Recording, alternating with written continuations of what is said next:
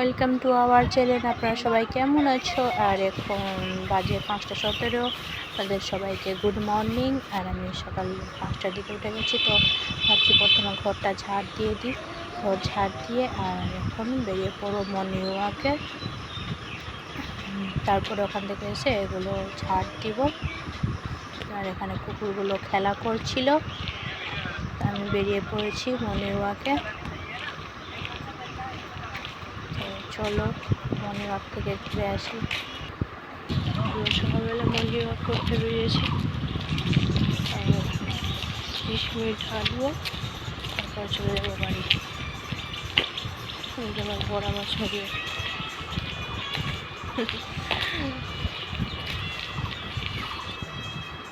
আর সকাল সকাল বেরিয়ে পড়লাম, কি যে কাজ করে বেরোতে পারতাম না। তারপর ভাবলাম না, এখন কাজ করতে গেলে 7টা বেজে যাবে, 7টা না বললে 6:30 বেজে যাবে।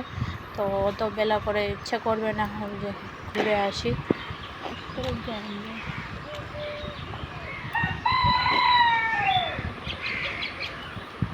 ওই জন্য এখন বেরিয়ে গেলাম। সুন্দর হাওয়া দিচ্ছে। হাওয়া দিচ্ছে না, খুব ভালো লাগছে। আর রাত্রেবেলা বৃষ্টি হচ্ছিল, ওই জন্য ভালো লাগছে।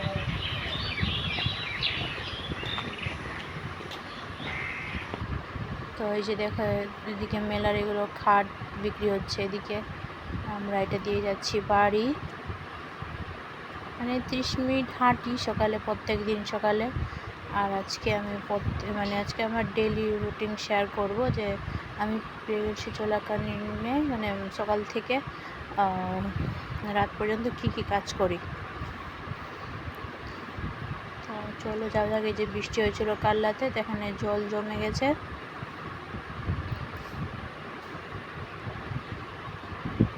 এখন বাড়িতে গিয়ে কাজ টাজ করতে হবে। আর এই জন্য আর বেশিক্ষণ হাঁটাহাঁটি করলাম না, 30 মিনিট যথেষ্ট হাঁটার জন্য। ওদিকে সূর্য মামা উঠে গেছে ঘুম থেকে। বেশ সকাল সকাল বেশ ভালো লাগে হাঁটতে। আর আমি একা নই, আমার সঙ্গে আমার বর আছে।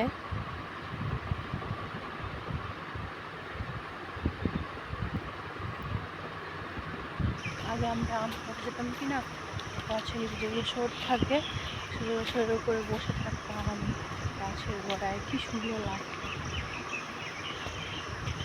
এই গাছটাতে আম আছে, ঠিক আছে। কালকে আমরা এসেছিলাম, আসা মাত্র একদম ধাম করে আম পড়ল, নিয়ে গেলাম। আজকের একটা আম পড়ে না রে, মন খারাপ। একটা আম পড়ে তো পড়ে, একটা আম,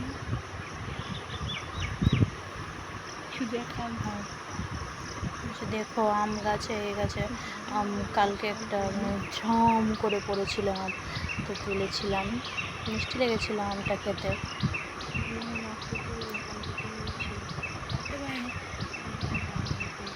আর বেশিক্ষণ থাকবো না, তো এবার চলে যাবো বাড়ি। আর আমার এই সকাল সকাল কি পাখির আওয়াজ, এদিকে কি সুন্দর লাগছে, তাই না বলো? তো বেরালাম বাড়ির সামনে দিয়ে, আর এখন যাবো বাড়ির পিছন দিয়ে, এটা দিয়ে। আর এই মন্দিরে অনেক রহস্য আছে। আমার স্বর্গীয় শ্বশুরমশাই, তিনি যখন ছিলেন প্রত্যেক দিন এই মন্দিরে পুজো করত, প্রত্যেক দিন। ও মানে শিব ঠাকুরকে খুব ভালোবাসতো, প্রত্যেক দিন মানে জল টল ঢালতো স্নান করে। খুব ভালো, একজন খুব ভালো মানুষ ছিলেন। আমি মাঝে মধ্যে ওনাকে খুব মিস করি, কারণ আমি ওনাকে দেখতে পাইনি। আমার বিয়ের আগে, অনেক দিন আগে উনি চলে গেলেন।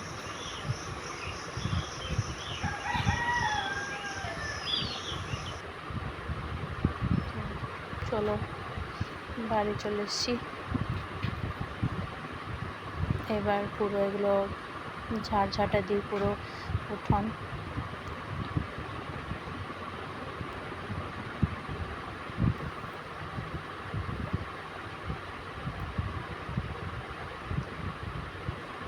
ঘর থেকে ঝাঁটা নিয়ে আসলাম। তো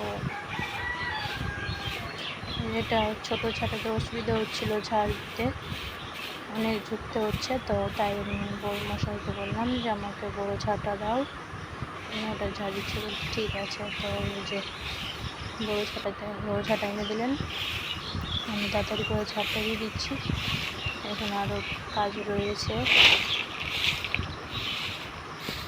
আর এই যে তুলসী গাছ লেগেছিলো কিছুদিন আগে, গাছটা লেগেও গেছে।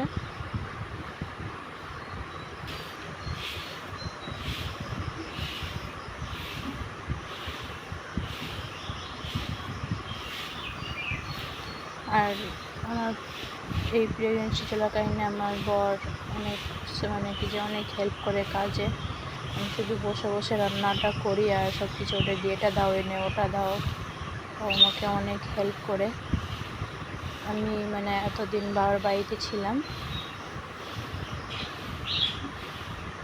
তো যখন এবার বাবার বাড়িতে ছিলাম 8 মাস ধরে, তো আমি এখানে শ্বশুর বাড়িতে আসলাম। তো ও আমার সঙ্গে ও কলকাতা থেকে এসেছিলো। এবার লেপে নেব সব। তুলসী গাছের এখানে লেপে নিচ্ছি, তারপরে এবার বারান্দা লেপাবো।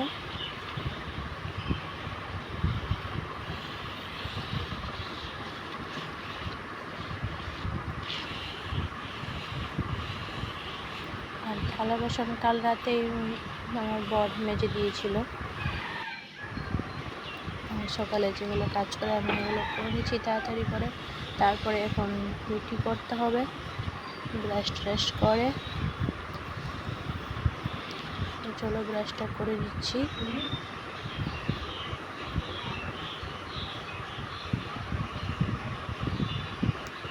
এখন আমি ব্রাশ করছি। তারপরে চা খাবো না, মাথা মাখাচ্ছি। চা খেয়ে নিলে আর ইচ্ছে করবে না কিছু করতে, তাই কাজে শুরু সব কাজ করে দিচ্ছি। এখানে আটা মাখাচ্ছি আমি শুধু এখানে বসেছি, ব্যাস আমার এখানে বসে বসে শুধু অর্ডার দেওয়ার কাজ, আর কোনো কিছু না। তারপরে তো সব কাজে আমাকে এটা পটল এনে দিল, জল এনে দিল, আলু সব এনে দিল। আমি শুধু বসে বসে কাজ করি, আর কিছু না।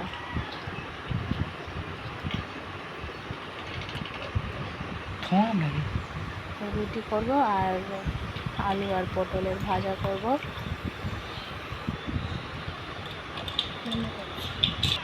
তাড়াতাড়ি করে কেটে নিচ্ছি, কারণ আর বেশিক্ষণ আমি না খেয়ে থাকতে পারবো না। তাড়াতাড়ি রান্না হয়ে গেলে খেতে বসবো। আমার কাটাকুটি হয়ে গেছে। এখানে কড়াই চাপিয়ে আমি আলু আর পটল দিয়ে দিয়েছি, ভাজা করে নেব।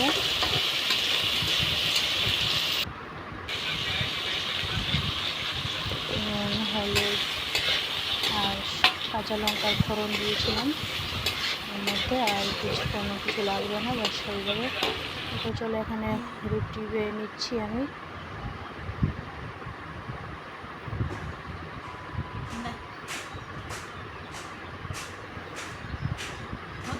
খাবার খেয়ে ও বাজারে যাবে, মাছ আনবে মনে হচ্ছে। ও জিজ্ঞেস করছিল কী খাবে, তো আমি বললাম মাছ এনে দিও।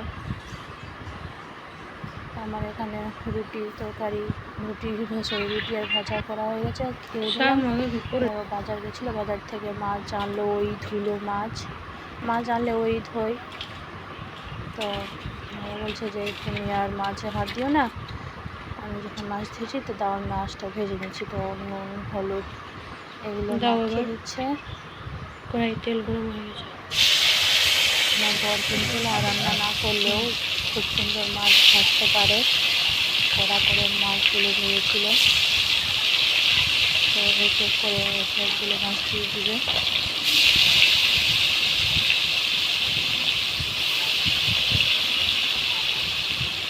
ও আমার কাজে অনেক হেল্প করবে।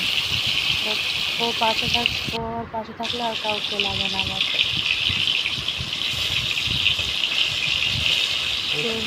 কেউ হেল্প করুক আর না করুক, কোনো যায় আসে না।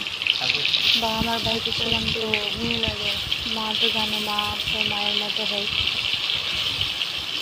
মা কোনো কাজ করতে দিত না। আর এখানে এসে আমার বলবো কোনো কাজ করতে দেয় না। ওইটা মাঝখানটা নিয়ে ভালো করে তবু আমি জোর করে টুকটাক কাজ করি, যে না দাও আমি করে দিচ্ছি। মাছগুলো ভাজা হয়ে গেছে দিকে, তারপরে এগুলো সব উল্টে দিবে, উল্টানো হয়ে গেছে, নামিয়ে দিবে।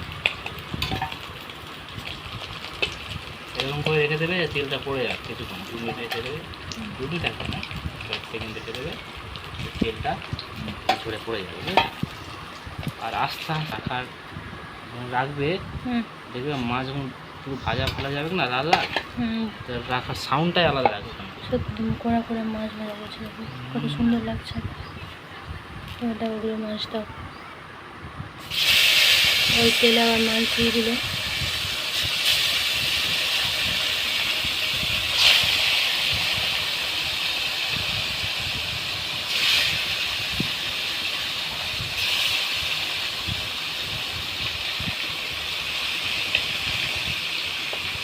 ছেড়ে দাও, মুখ আগে ছেড়ে দাও। ভাজা মাছ খাবে তুমি? তুমি খাবার অবশ্যই খাও, দুজন মিলে একটা খাও। ঠিক আছে, নাও তুলো খাও।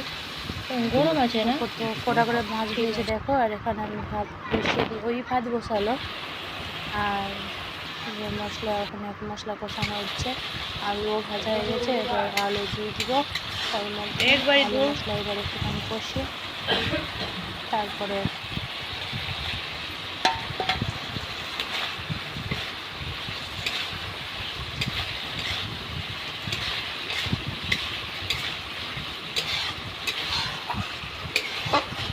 আমার এখানে আলু আর মশলা ভাজা হয়ে গেছে, কষায়। তবে এবার জল দিয়ে দেবো, জল দিয়ে মাছ নামিয়ে দেবো। আবার পরে ব্লগে দেখা হবে। এখন থেকে ব্লগটা এন্ড করছি, টাটা।